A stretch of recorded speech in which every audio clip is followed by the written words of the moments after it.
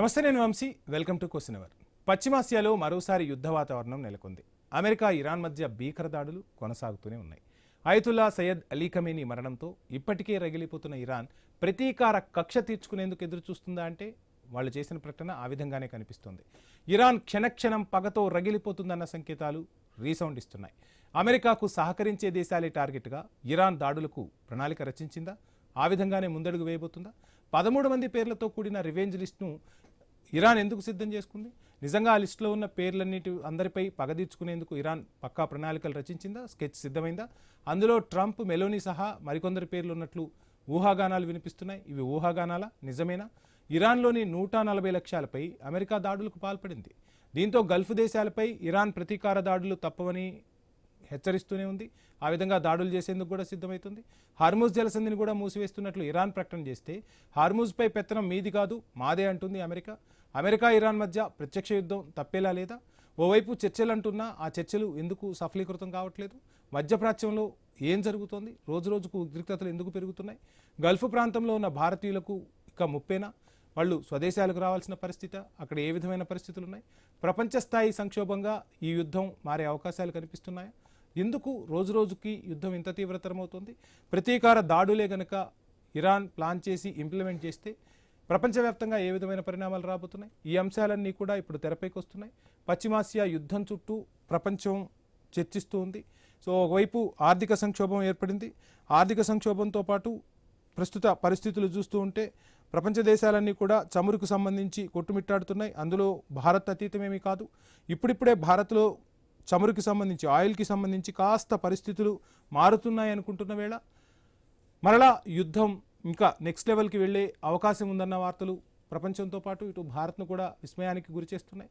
మధ్యప్రాచ్యంలో ఇక యుద్ధానికి ముగింపు పలుకుతారు అనుకుంటే మరోవైపు అటు అమెరికా దాడులు చేస్తుంది, ఇటు ఇజ్రాయిల్ దాడులు చేస్తూనే ఉంది. ఇరాన్ ప్రతీకార దాడులకు సిద్ధమవుతుంది. తమ నేత అలీ ఖమేనీని హతం చేసిన వాళ్ళు ఎవరైతే ఉన్నారో వారితో పాటుగా ఆ హత్యకు సహకరించిన వారందరిపైన పగ తీర్చుకుంటామని చెప్పి 13 మంది లిస్టును సిద్ధం చేసింది. ఆ 13 మంది పేర్లు ఇప్పుడు బయటకు రావడంతో ప్రపంచం వ్యాప్తంగా కూడా అనేక అంశాలు తెరపైకి వస్తున్నాయి. ఇరాన్ తను లిస్టులో ఉన్నది ఇంప్లిమెంట్ చేయబోతుందా? ఇరాన్ ఒకవేళ ప్రతీకార దాడులకు పాల్పడితే ఎటువంటి పరిణామాలు రాబోతున్నాయి? అమెరికా దాడులు చేస్తూనే ఉంది, ఇరాన్ ఆగ్రహం వ్యక్తం చేస్తూనే ఉంది. ఇక అమెరికా స్థావరాలు ఏ ఏ దేశాల్లో ఉన్నాయో ఆ స్థావరాలను మరొకసారి ఇరాన్ టార్గెట్ చేయబోతుందా? సో ఇరాన్ను భయపెట్టి, బతిమాలకుండా భయపెట్టి వాళ్ళ దారికి తెచ్చుకోవాలన్న అమెరికా వ్యూహం ఎక్కడా ఫలించలేదు. అటు ఇజ్రాయెల్ ఏమో తను ఏం చేయాలనుకుంటుందో ఆ అంశాలను ఇంప్లిమెంట్ చేస్తూ పోతుంది. అక్కడ ఇజ్రాయెల్ ప్రధాని బెంజమిన్ నెతన్యాహు ఎన్నికలను ఎదుర్కోబోతున్నారు. ఎన్నికలు అయిపోయే వరకు ఈ యుద్ధమే కీలకాంశం. ఓవైపు బెంజమిన్పై ఇజ్రాయెల్ ప్రజలు కూడా ఆగ్రహంతో ఉన్నారు. సో ఇరాన్ని ఏమీ చేయలేకపోయారు, నైతికంగా ఇరాన్ ఈ యుద్ధంలో విజయం సాధించినట్టుగా కనిపిస్తూ ఉందన్న అంశాలు అక్కడ తెరపైకి రావటం బెంజమిన్ నెతన్యాహుకు కూడా నిద్ర పట్టనివ్వటం లేదు. ఇటు అమెరికాలో చూస్తే అమెరికాలో కూడా ట్రంప్ ఎన్నికలను ఎదుర్కోవాల్సి ఉంది. ఆ ఎన్నికల వరకు ఈ యుద్ధం సంబంధించి చర్చలు అంటారు, మళ్ళా దాడులు అంటూనే ఉన్నారు. సో యుద్ధాన్ని బూచిగా చూపిస్తూ ఉన్నారు. ఓవైపు అమెరికన్లు మాత్రం యుద్ధాన్ని తీవ్రంగా వ్యతిరేకిస్తున్న పరిస్థితి కనిపిస్తుంది. ఇక ప్రతీకార దాడులకు కానీ ఇరాన్ పాల్పడితే ఏ విధమైన పరిణామాలు ఉండబోతున్నాయి? ఈ అంశం గురించి చర్చిద్దాం. ఈ అంశంపై మనతో మాట్లాడేందుకు వివి రావు గారు, రిటైర్డ్ ఆర్మీ కల్నల్ మనతో పాటు ఉన్నారు. రావు గారు నమస్కారం. నమస్తే. సో ఇప్పుడు యుద్ధం గురించి అనేక అంశాలు తెరపైకి వస్తే ఇప్పుడు హిట్ లిస్ట్ గురించి పెద్ద ఎత్తున చర్చ సాగుతుంది. నిజంగానే ఆ హిట్ లిస్ట్ అనేది ఉందా? హిట్ లిస్ట్లో ఉన్న నేతలను ఇరాన్ టార్గెట్ చేయబోతుందా? ఒకవేళ టార్గెట్ చేస్తే ఏ విధమైన పరిణామాలు ఉండబోతాయంటారు? 4 వారాల నుంచి మనం ఆలోచిస్తున్నట్టుగా ఖమేనీ గారి అంత్యక్రియలు 6 to 9వ తారీఖు ఏదైతే జరిగినాయో అందులో పబ్లిక్ సపోర్ట్ వస్తే ఇరాన్కి బలం వెయ్యేనుగా బలం వచ్చినట్టు మనం ఇప్పటి నుంచి అనుకుంటున్నాం. దాని తర్వాత యుద్ధం తీవ్రం అవుతుంది. తర్వాత వాళ్ళు ప్రతీకార చర్య కూడా, ఎందుకంటే షియా అలవాట్లలో ఎప్పుడైతే వాళ్ళ షియా మతం తయారైందో అప్పటి నుంచి రివెంజ్ అన్నది చాలా ఇంపార్టెంట్ యాక్టివిటీ. సో ఆ రివెంజ్ ప్రకారంగా వాళ్ళు డెత్ టు అమెరికన్ లీడర్స్ ఇవన్నీ ఎప్పటి నుంచో మాట్లాడుతున్నారు. అంత్యక్రియల్లో కూడా చాలా ప్రత్యక్షంగా ఎవరైతే ఇంటర్నేషనల్ రిప్రజెంటేటివ్స్ వచ్చారో వాళ్ళ ముందర కూడా చూపించారు. సో దానివల్ల 100% ఈ లిస్ట్ ఏదైతే రిలీజ్ అయిందో ఇది 100% కరెక్ట్ అనుకుంటున్నాను. ప్రయత్నాలు కూడా చేస్తున్నారు. అలాగే ఒక ప్రకటన వెలువడింది ఇరాన్ నుంచి. కేవలం మా ఇరాన్ గవర్నమెంటే కాదు, ప్రపంచంలో ఉన్న ఏ ముస్లింలైనా సరే వెదర్ ఇట్ ఈస్ షియా సున్నీ ఏదైనా సరే ఈ ప్రయత్నంలో పాల్గొనాలి, ఇండిపెండెంట్ స్టాండ్ అలోన్ వుల్ఫ్ కింద అటాక్ చేయాలి అని చెప్పి ఆయన ప్రపంచంలోనే ప్రోత్సహిస్తున్నారు. సో ఎక్కడో దొక్కునే మొన్న ఈ మధ్యన ఒక ఎకనమిస్ట్ పోయారు లాస్ట్ 48 hours లో, దానికి మేమే కారణం అంటూ వాళ్ళు ప్రకటించుకున్నారు. నాకు డౌట్ అది ఆయన మామూలుగా మెడికల్ కారణాల వల్ల పోయారు అనుకుంటున్నాను. కానీ ఇలాగా ఏంటంటే ప్రతి దానికి కడుతుంది. అలాగే ఇజ్రాయెల్లో కూడా ఏదైతే ప్రస్తుత రూలింగ్ పార్టీ కోయలేషన్ ఉందో వాళ్ళ మీద తీవ్రమైన అసంతృప్తి ఉంది ప్రజలకు. ఇప్పుడు అంటే ఇరాన్ని సార్ట్అవుట్ చేయలేకపోతున్నారు, హెజ్బుల్లాని సార్ట్అవుట్ చేయలేకపోతున్నారు, హమాస్ని ఇంకా సార్ట్అవుట్ చేయలేదు, హౌతీస్ని కూడా సార్ట్అవుట్ చేయలేదు అని చెప్పి వాళ్ళు ఇది 78% అపోజిషన్ లో ఉన్నారు. సో అంటే ఏంటంటే నెటాన్యాహు గారు ఎన్నిక అయ్యే అవకాశాలు చాలా తక్కువ కనిపిస్తున్నాయి. దాంతో ఆయన మీద ఉన్న కరప్షన్ ఛార్జెస్ కూడా మళ్ళా తిరిగి పైకి తీసుకొచ్చే అలవాట్లు కనిపిస్తున్నాయి. సో ఈ నేపథ్యంలో తీవ్రమైన నిర్ణయాలు తీసుకుంటారని నా అభిప్రాయం. ఆ నిర్ణయాల్లో భాగం కింద బహుశా హౌతీ కార్డ్ రోజు నిన్న రాత్రి ఓపెన్ చేసినట్టు సౌదీ అరేబియా మీద అటాక్ ద్వారా దానికి స్పష్టమవుతోంది. ఇప్పుడు దానివల్ల ఏమవుతుందంటే అండి, సౌదీ అరేబియాకి పాకిస్తాన్కి ఉన్న మ్యూచువల్ డిఫెన్స్ ట్రీటీ ప్రకారం పాకిస్తాన్లో ఆల్రెడీ ఉన్న 6000 ట్రూప్స్ ప్లస్ 18 విమానాలు ఒక అంటే స్క్వాడ్ ఏదైతే ఉందో ఇవన్నీ యాక్షన్లోకి వస్తాయి. ఇవన్నీ యాక్షన్లోకి వస్తే ఒక మినీ ప్రపంచ యుద్ధం మొదలైనట్టు లెక్క. దీనివల్ల ఏమవుతుందంటే అమెరికా బహుశా ఒకవేళ ట్రంప్ గారి మీద ఏదైనా సరే హత్యా ప్రయత్నం సక్సెస్ఫుల్ కానీ అన్సక్సెస్ఫుల్ కానీ సక్సెస్ కాదనే అనుకుంటాం. ఏదైనా జరిగితే టాక్టికల్ న్యూక్లియర్ వెపన్స్ అంటే టెహరాన్ చుట్టూరు ఉన్న న్యూక్లియర్ ఎస్టాబ్లిష్మెంట్స్ ఏవైతే ఉన్నాయో 100-150 కిలోమీటర్ల దూరంలో ఇంటి మీద ఇంపాక్ట్ వచ్చే విధంగా టాక్టికల్ న్యూక్లియర్ వెపన్స్ కానీ. అంటే రావు గారు ఆయన కూడా చెప్తూనే ఉన్నాడుగా, నాపై దాడి జరిగినా ఒకవేళ నన్ను అంతం చేసినా నేను ఆల్రెడీ ఆదేశాలు ఇచ్చేశాను, క్షిపణుల వర్షం కురిపిస్తారు అని చెప్పి చెప్తూ ఉన్నాడుగా. మొత్తంగా ట్రంప్కి కూడా భయం పట్టుకుందంటారా? ఎస్, భయం నిజంగా పట్టుకుందండి. అందుకనే వైట్ హౌస్ లో చాలా వరకు సెక్యూరిటీ ఓవర్ నైట్ ఇంప్రూవ్ చేస్తున్నారు. ఆయన టూర్స్ కట్ చేస్తున్నారు. తర్వాత FBI, తర్వాత CIA ఏవైతే ఇంటెలిజెన్స్ ఏజెన్సీస్ ఉన్నాయో ఇంక్లూడింగ్ యాంటీ డ్రగ్ ఏజెన్సీస్ ఇవన్నీ కూడా వాళ్ళ చర్యలన్నీ తీవ్రమైన చేశారు. సో ఎయిర్పోర్ట్స్ కూడా నాకు అనుమానం ఏంటంటే తీవ్రమైన చెక్స్ జరుగుతాయి, చాలా మందిని తిరిగి పంపించడం జరుగుతుంది. ఇప్పుడు హౌతీస్ కార్డ్ ఓపెన్ చేయడం వల్ల పాకిస్తాన్ ఇన్వాల్వ్మెంట్ జరిగింది. Pakistan already Iran side line చేసింది, ఖతార్ ని ప్రామినెన్స్ లోకి తీసుకొచ్చింది, దోహాలో మీటింగ్స్ పెట్టుకుంది. అంటే పాకిస్తాన్ ఇప్పుడు నలిఫై అయిపోతుంది, ఇంకా చర్చలు జరిగే అవకాశాలు కనిపించట్లేదు. కానీ అమెరికా ఇప్పుడు ఏమవుతుందంటే నా ఉద్దేశం ప్రకారం నెక్స్ట్ 48 hours లో ఇజ్రాయెల్ తోటి కలిపి ఇరాన్ లో రెజీమ్ చేంజ్ అయ్యేంత వరకు ఆపరేషన్స్ చేస్తుందని నా అభిప్రాయం. చెప్పండి. మొత్తంగా మాట్లాడదాం సార్, ఈ అంశం గురించి మాట్లాడదాం. భరత్ రెడ్డి గారు, ఓవైపు ఇరాన్ పంతం ఏ విధంగా ఉందో చూసాం, యుద్ధాన్ని కొత్త పుంతలు తొక్కించింది. సో ఏముంది, అమెరికా అండ్ ఇజ్రాయెల్ కలిశారు అంటే ఇరాన్ ఎదుర్కోలేదు అనుకుంటే సమర్థవంతంగా ఎదుర్కొంది. ఓ రకంగా నైతిక విజయం ఇరాన్దే అని మాట్లాడాల్సిన పరిస్థితికి ప్రపంచాన్ని తీసుకొచ్చింది ఇరాన్. ఇప్పుడు ప్రతీకారం అంటూ రగిలిపోతూ ఉంది. తమ నేతను ఏ విధంగా అయితే ఒక సమావేశంలో ఉండగా హత్య చేశారో ఆ విధంగానే మేము చేసి చూపించగలమని ఇప్పుడు ఇరాన్ ప్రయత్నాలు మొదలుపెట్టింది. రావు గారు చెప్తున్నట్టుగా ఒక మినీ ప్రపంచ యుద్ధం మన కళ్ళ ముందు కనబడే పరిస్థితులు కనిపిస్తున్నాయి. ఎలా చూస్తున్నారు ఈ ప్రతీకార దాడులను? ఈ ప్రతీకార దాడులతో ప్రపంచానికి ముప్పు తప్పదా?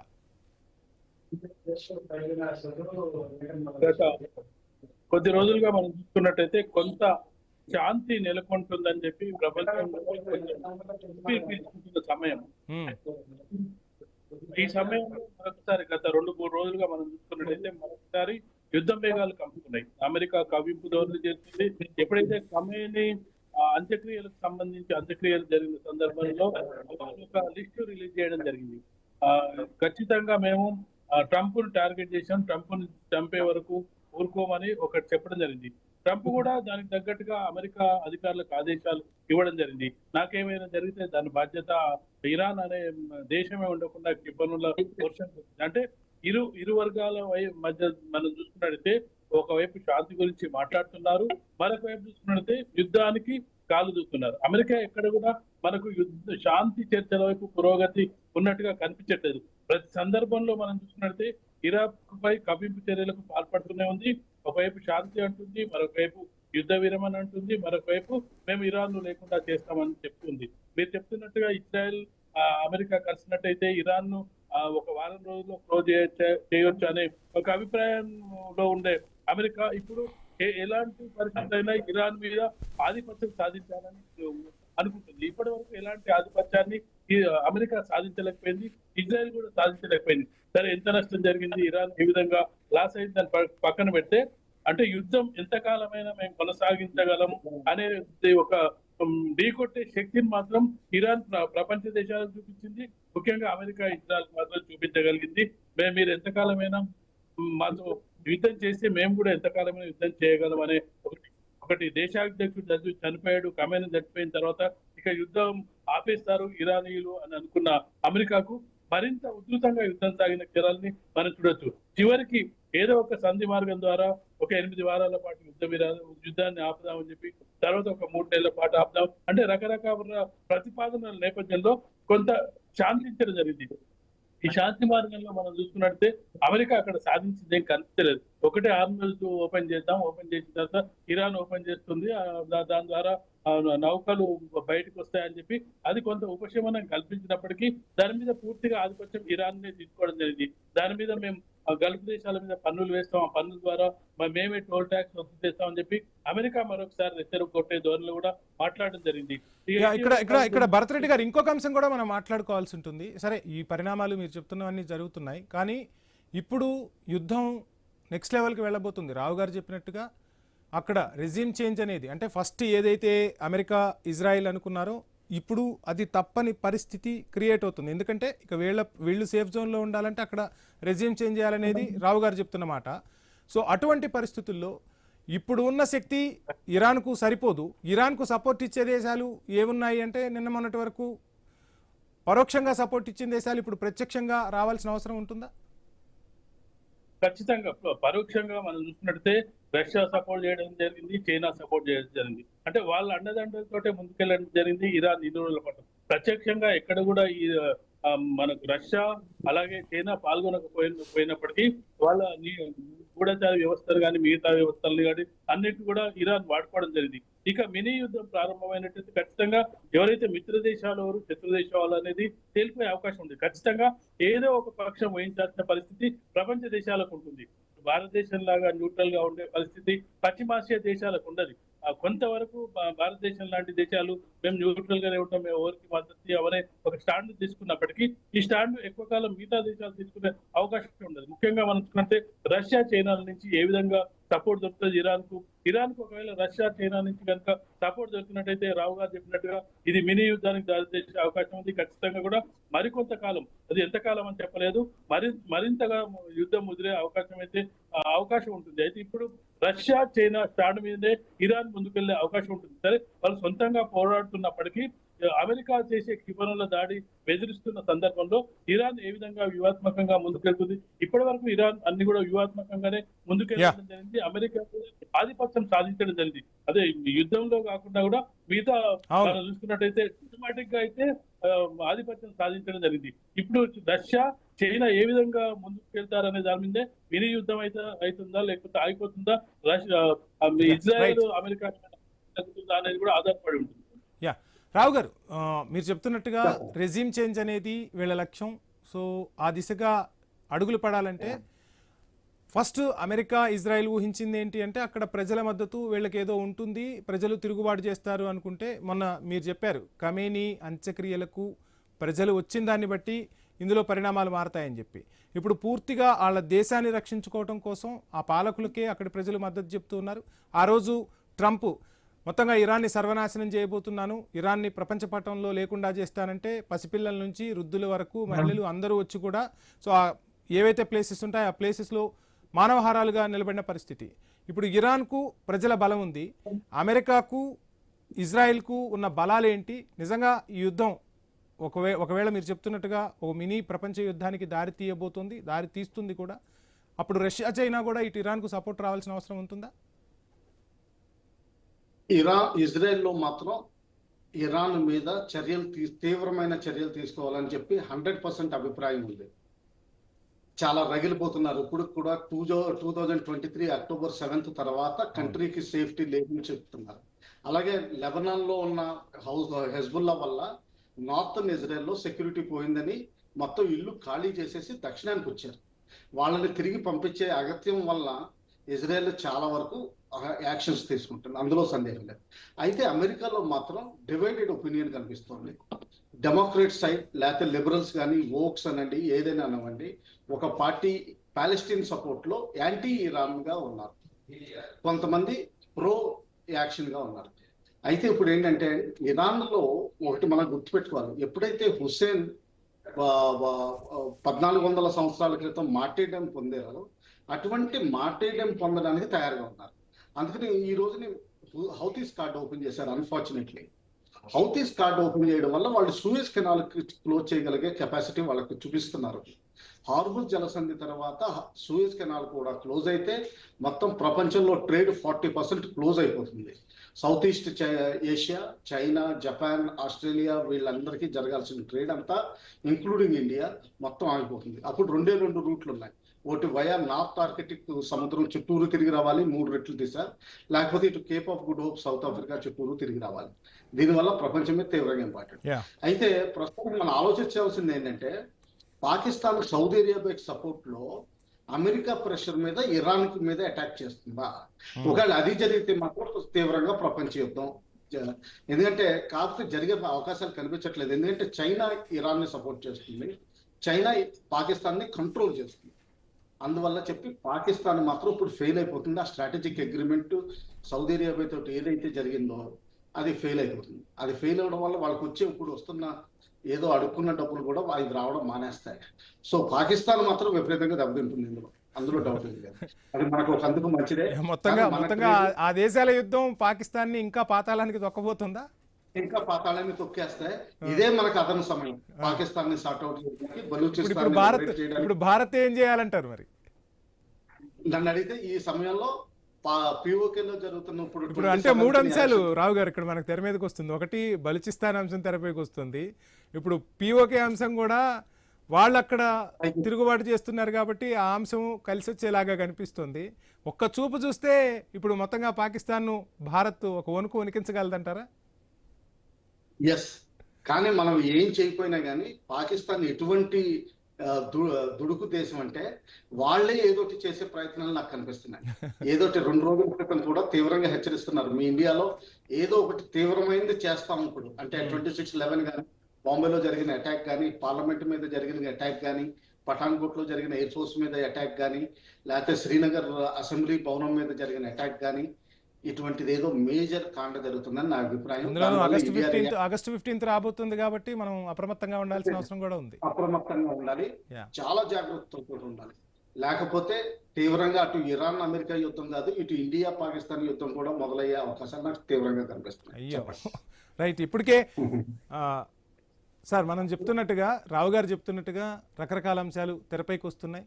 ఇప్పటికే ప్రపంచం ఆర్థిక మాంద్యంలో కొట్టుమిట్టాడుతోంది. ఈ యుద్ధం మరికొన్ని రోజులు కంటిన్యూ అయితే ఆర్థిక వ్యవస్థలు కుదేలయ్యే పరిస్థితి కూడా కనిపిస్తుంది. భరతరెడ్డి గారు ఏంటి అసలు అంటే ఆ యుద్ధంతో స్టాక్ మార్కెట్లు, అంటే ట్రంప్ నోట్లోంచి ఒక మాట వస్తే స్టాక్ మార్కెట్లు ఏ విధంగా కుదేలవుతున్నాయో చూస్తూ ఉన్నాం. ఇప్పటికే ఆర్థికంగా కొట్టుమిట్టాడుతున్న దేశాలకు యుద్ధం నెక్స్ట్ లెవెల్కి వెళ్తే పరిస్థితులు ఏ విధంగా ఉంటాయంటారు? ఖచ్చితంగా ప్రపంచ దేశాలపై యుద్ధ ప్రభావం పడుతుంది కూడా. ట్రంప్ నుంచి మాటే కాదు, అమెరికాలో ఎలాంటి చర్యలు జరిగినా, అమెరికాలో ఎలాంటి ఇబ్బందులు అయినా కానీ అది ప్రపంచంపై పడుతుంది, అలాగే ముఖ్యంగా భారతదేశంపై పడుతుంది.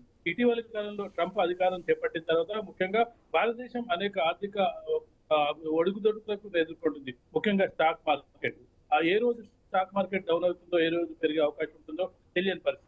ఇక యుద్ధ వాతావరణం నెలకొన్న నేపథ్యంలో యుద్ధం జరిగిన రోజు మన స్టాక్ మార్కెట్లు అదుపులేరు. ప్రధాని స్వయంగా ప్రకటించడం జరిగింది.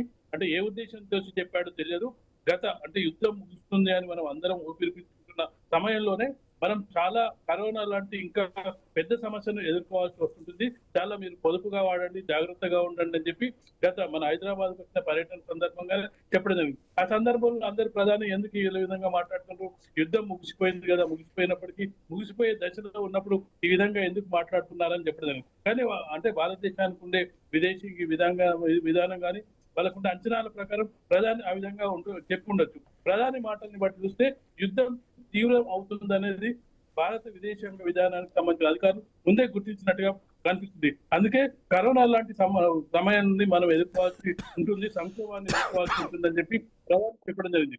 రావు గారు చెప్పినట్టుగా ఈ ప్రక్రియ ద్వారా పాకిస్తాన్ ఇటీవల కాలంలో హెచ్చరిస్తూ వస్తుంది, భారతదేశాన్ని కూడా హెచ్చరిస్తూ వస్తుంది. అంటే కవ్వింపు చర్యలకు పాల్పడే విధంగా చేస్తుంది.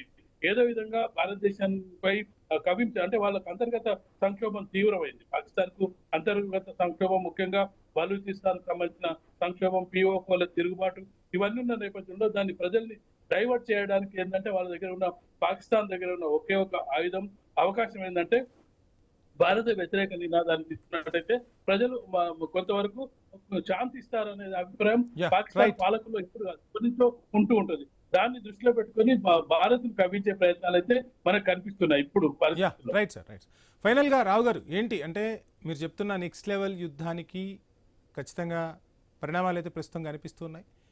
ఇరాన్ నెక్స్ట్ వ్యూహం ఏంటి అంటే వనరులను సమీకరించుకోవాల్సిన అవసరం కూడా ఇరాన్కు ఉంటుంది. ఇప్పుడు పెద్ద టార్గెట్లు హిట్ లిస్ట్లో ఉన్నవాళ్ళు, అందులో ఏ ఒక్కళ్ళని టచ్ చేసినా ఆ లిస్టులో ఉన్న వాళ్ళందరూ కూడా ఇప్పుడు ఏకమయ్యే అవకాశాలు ఉంటాయి. ఇరాన్ అంత సమర్థంగా వాళ్ళందరినీ ఎదుర్కోగలుగుతుందా? ఎస్, ఎదుర్కోగలుగుతుంది. ఎందుకంటే చైనా ఇప్పటి వరకు కేవలం బై ఎయిర్ సప్లైస్ పంపించేది, మిలిటరీ సప్లైస్. ఇప్పుడు సెంట్రల్ ఏషియన్ రిపబ్లిక్స్ ద్వారా కిర్గిస్తాన్, ఉజ్బెకిస్తాన్ దారిలోంచి ఇరాన్ కి డైరెక్ట్ గా రోడ్ రూట్ లో విపరీతంగా సప్లైస్ పంపిస్తున్నట్టు రిపోర్ట్స్ వచ్చినాయి. అలాగే ఫ్రాన్స్, స్పెయిన్ యుద్ధంలో అమెరికాతో ఉండమని ఇప్పటి వరకు స్పష్టం చేసింది.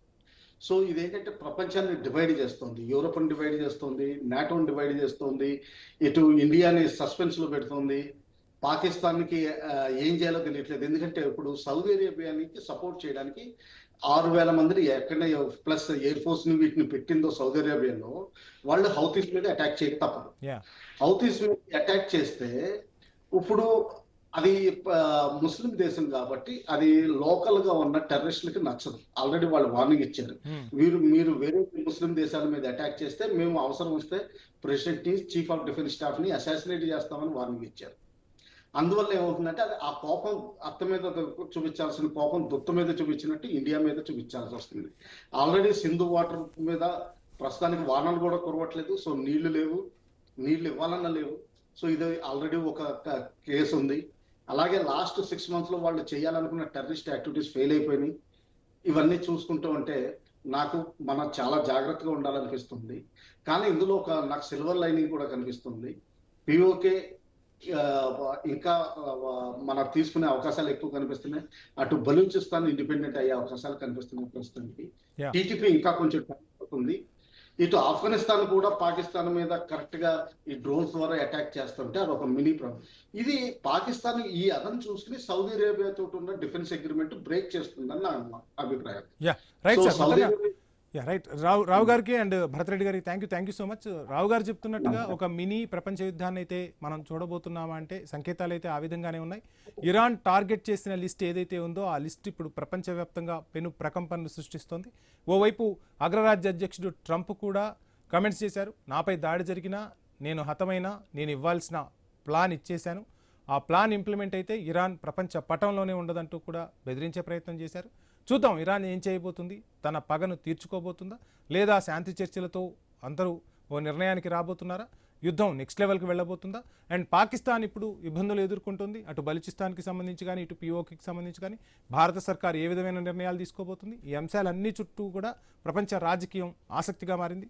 చూద్దాం ఎటువంటి పరిణామాలు జరగబోతాయో. ఇది వాళ్ళ క్వశ్చన్ అవర్. Stay tuned.